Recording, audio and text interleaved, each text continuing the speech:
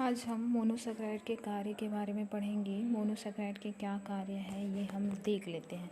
अभी तक हमने मोनोसैकेराइड के अंतर्गत ग्लूकोज, फ्रुक्टोज ये सब पढ़ लिए हैं। अब हम आगे पढ़ेंगे क्या चीज़, मोनोसैकेराइड के कार्य। मोनोसैकेराइड के कार्य क्या होता है ये देख लेते हैं हम। सभी प्रकार के जीवों में ग्लूकोज श्वसन के माध्यम से पहुंचता है। चाहे कोई भी जीव हो, चाहे पादप हो या जंतु हो, उसमें ग्लूकोज कैसे पहुंचेगा? श्वसन के माध्यम से। श्वसन में क्या होता है कि जो O2 होता है उसको श्वसन के माध्यम से क्या किया जाता है? फेफड़ों तक पहुंचाया जाता है। ये तो जंतु है।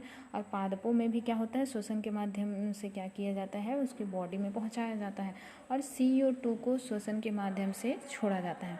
तो क्या होता है इन समय दोनों में क्या होते हैं? O2 plus CO2 plus H2O, इनके बीच में क्रियाएं होता है जिसके थ्रू क्या बनता है? C6H12O6। ये किसका सूत्र है? ग्लूकोज का।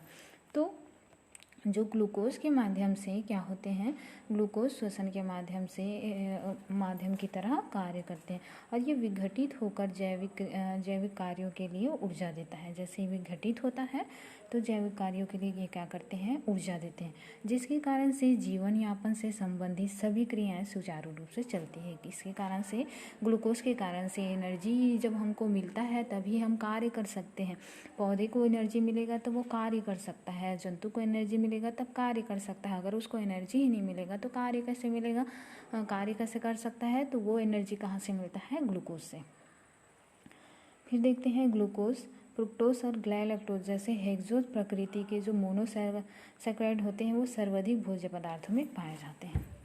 ठीक है, किसमें पाए जाते हैं? ग्लूकोज है, फ्रक्टोज है और गैलेक्टोज है। जैसे ये हेक्सोज आते हैं, हेक्सोज मतलब क्या होता है? जो 6 कार्बन वाले होते हैं वो क्या होते हैं? मोनोसैकेराइड सर्वाधिक भोज्य पदार्थों में होते हैं, जो कि प्रत्यक्ष या परोक्ष रूप से भोजन के रूप में हम उसको क्या करते हैं? ग्रहण कर लेते हैं। ठीक है, उसके बाद हम देखते हैं पेंटोज।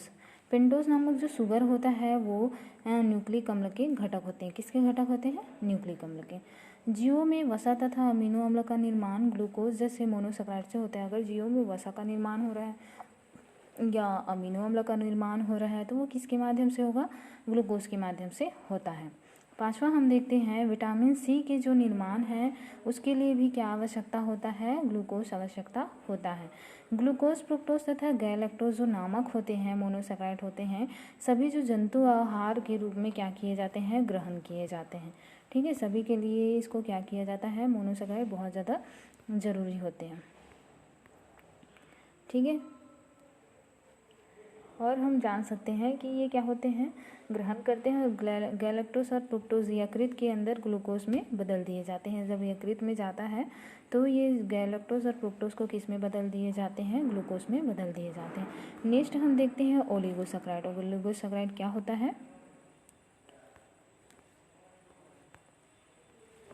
ओलिगोसैकेराइड के बारे में देख लेते हैं क्या होता है। तो ओलिगोसैकेराइड जो होता है वो मोनोसैकेराइड के 2 से 10 अणुओं के संघनन से बने होते हैं। कितने अणुओं के? 2 से 10 अणुओं के। और इसकी विशेषता क्या होती है कि ये अणुओं के मिलने से बने होते हैं। जितने भी जितने अणु आपस में मिलेंगे वो क्या होंगे? ओलिगोसैकेराइड होते हैं। ये जल अपघटन द्वारा उतने ही अणु में टूटते हैं। अगर उसका जल अपघटन कर दिया जाता है तो वो क्या हो जाते हैं? अणुओं में टूट जाते हैं। जितने अणु के बने होते हैं उतने अणु के टूट जाते हैं।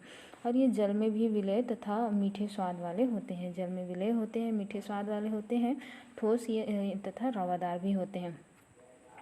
जो यहाँ पे क्या चीज़ है?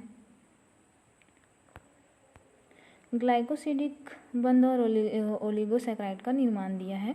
तो मोनोसैकेराइड के निर्माण में आपस में कौन सा बंध जुड़ता है? ग्लाइकोसिडिक बंध जुड़ता है, जिसकी सहायता से जो ओलिगोसैकेराइड का निर्माण होता है।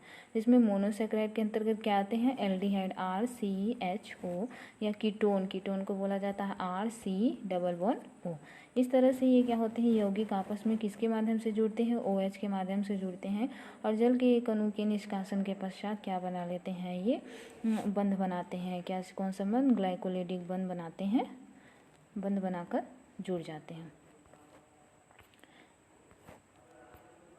नेक्स्ट हम देख लेते हैं, यहाँ पे आप लोग देख रहे होंगे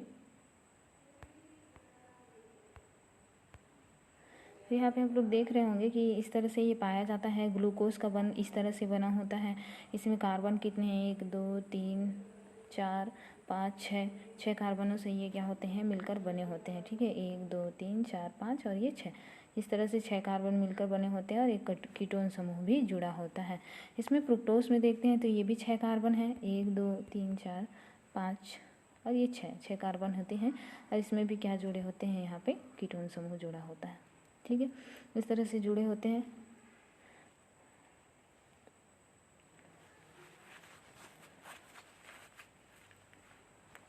फिर देखते हैं इसमें कटियन से ना जुड़कर एल्डिहाइड जुड़े होते हैं। फिर होता है ये वाला, हम देख सकते हैं सुक्रोज के अंतर्गत। तो इसमें भी क्या है, कितने कार्बन है, 6 कार्बन है, 6 कार्बनों से मिलकर बना होता है। ठीक है, ये भी क्या है, 6 कार्बन है। इस तरह से ये क्या होते हैं, मिलकर बने होते हैं, जिसको हम ओलिगोसैकेराइड कहते हैं। ओलिगोसैकेराइड के प्रकार देख लेते हैं, तो कितने प्रकार के होते हैं ये।